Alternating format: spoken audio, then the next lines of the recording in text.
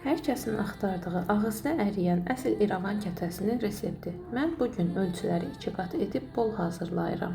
Xəmir üçün 3 stəkan yarım unla 200 qram soyuq kərə yağını umac edirik. Üzərinə 2 yumurta, 3 qaşıq smetan, yarım stəkan soyuq süd, 1 qaşıq şəkər tozu və qabartma tozunu əlavə edib yumuşaq xəmir yoğururuq.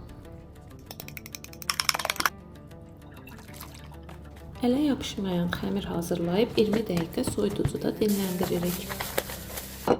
İçilik üçün 1 stəkan unla 50 qram kərə yağını umac edib üzərinə 1 stəkan şəkər tozu və vanil əlavə edib qarışdırırıq. Xəmiri bərabər kündələrə ayırın.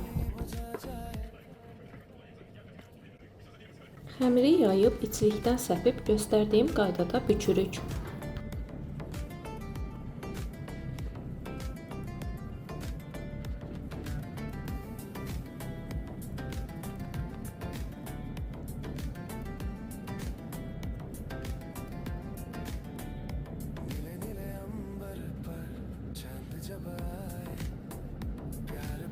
İçliyi qoyub kəsdikdən sonra 180 dərəcədə qızarana qədər bişiririk.